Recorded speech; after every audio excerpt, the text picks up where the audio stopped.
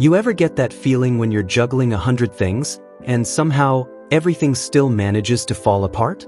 That's exactly where The Shadow Rising throws you, right into a storm where every character is fighting battles both inside and out, and the more you learn, the more tangled everything gets. It's the kind of story that doesn't just pull you in, it drags you through shifting sands, bloody steel, and the kind of choices that leave scars on the soul. Now here's what's fascinating. This isn't just another fantasy installment. It's the moment the entire Wheel of Time universe stops pretending to be about destiny and starts asking, what does power cost, and who's willing to pay it? So let's dive in. Picture this. The Stone of Tyr has fallen. Rand al'Thor, this farmer-turned-myth, is no longer hiding from fate. He's wielding Calendar, a sword made of light, proof that he is the dragon reborn. But here's the twist. Instead of celebrating, he's more haunted than ever. Because wielding that kind of power, it changes you. And Rand? He's terrified of what he might become. Imagine waking up every day knowing you're destined to break the world. How do you even hold on to yourself when prophecy is already writing your story in blood? And then there's Matt. Oh, Matt Coffin. The gambler, the trickster, the guy who always seems to stumble into fate's trap like it's some kind of joke. But this book? It starts peeling back his layers. One moment he's cracking jokes and winning at dice, and the next, he's walking straight into the heart of ancient memories, the kind that aren't even his. What do you do when the voice in your head isn't just your conscience, but an echo from another life? Matt is more than luck and charm now. He's becoming someone else, or maybe someone he was always meant to be. But let me tell you something surprising. The Shadow Rising doesn't just revolve around Rand. In fact, one of the most powerful arcs belongs to Perrin. He gets word that things are going very, very wrong in the Two Rivers, his home. And without hesitation, he turns back. Not because it's easy, not because he's some chosen hero, but because home matters, because family matters. And the way his arc unfolds, it's gut-wrenching.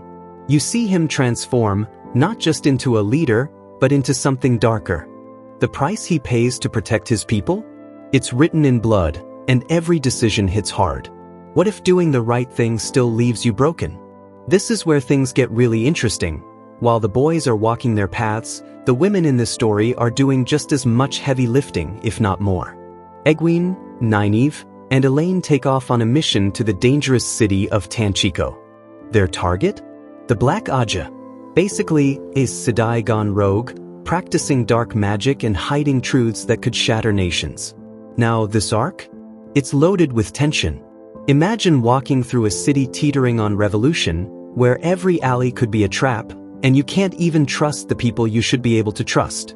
These women are fierce, smart, and totally outnumbered, and that's what makes their story pulse with danger. But let's zoom out a bit. Because while all these individual journeys are playing out, there's a bigger storm brewing. Rand decides to go into the Ael Waste, land of red dust, brutal warriors, and secrets buried under centuries of silence. Because if he's going to unite the world, he has to understand who he is. And the Ael? They hold pieces of that truth. Pieces that will change everything. What Rand finds out there, it's not just a history lesson. It's a punch in the gut. A revelation that shakes the foundation of who the Ael really are, and what it means for the war to come. You ever learn something so dark about your past that it changes how you look at yourself forever? Yeah. That's what happens here.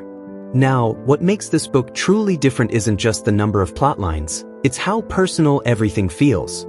Jordan doesn't just move pieces on a chessboard. He makes you feel the cost. When Perrin loses people close to him, it hurts. When Matt fights a duel that should have killed him, you're holding your breath. When Rand faces his inner madness, because yes, using the one power is slowly corroding his sanity, you start to wonder, can he even make it to the final battle in one piece? And if he does, will there be anything human left inside him? And then there's the magic. Oh, it's not just fireballs and shields.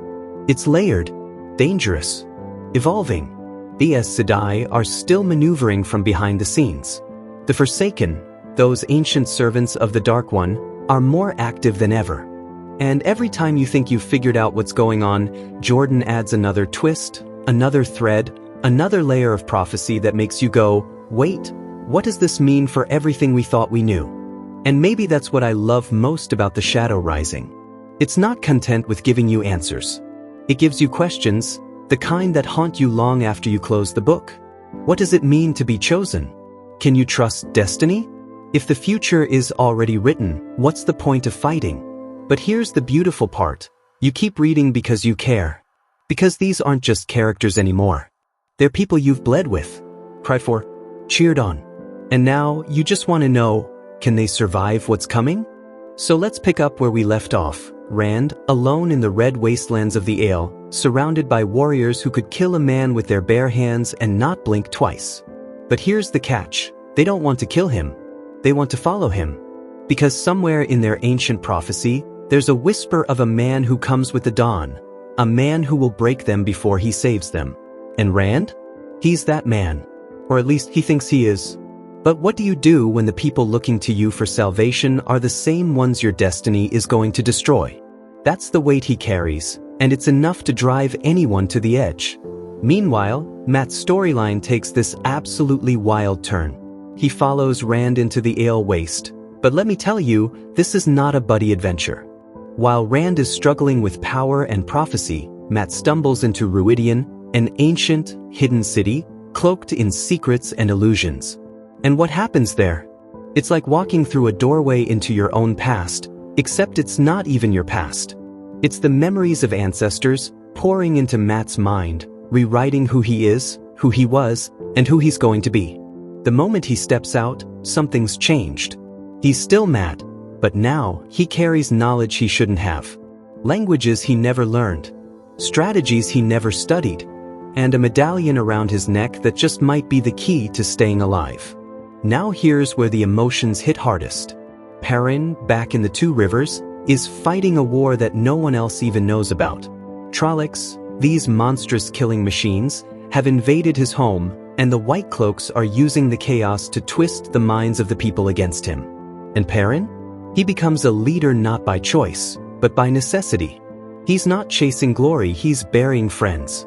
Burying family. Every victory he earns costs him more of himself. And there's this one moment, quiet, simple, but brutal, where he carves a grave for someone he loves. And he carves it himself. No fanfare. Just a boy with a hammer, laying the world to rest. That's the soul of the Shadow Rising, not just power, but sacrifice. And then there's Egwene. Oh, Egwene. Her journey into the world of dreams, the Teleran riot, starts small, almost like a side plot. But soon, it becomes something terrifying. Because in dreams, nothing is safe.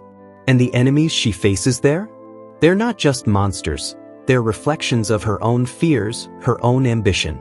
She's learning to shape the dream world, to control it, but with every step forward, she risks becoming something she swore she'd never be, a tyrant in her own mind. And what happens in the dream world? It bleeds into reality in ways that are hauntingly permanent. What really makes this book unforgettable isn't just what happens, but how it happens. Every thread of the story, Rand's burden, Mat's transformation, Perrin's heartbreak, Egwene's awakening, it all feels like it's spiraling toward something massive. But nothing explodes just yet. That's the genius of Jordan. He builds the tension so high, you start holding your breath without realizing. You know the storm is coming. You feel it. But you don't know when or what it's going to break. And just when you think you've seen it all, Jordan reminds you again that in this world, darkness never sleeps. The Forsaken are moving in the shadows. The White Tower is unraveling from the inside. And the last battle? It's no longer just a prophecy. It's a countdown. And every choice our characters make is pulling them closer to a fate they can't escape. So, what's the point of the Shadow Rising? If there's one thing it drills into your heart, it's this. True power isn't about weapons or magic. It's about endurance. Holding on to who you are when the world is begging you to become someone else.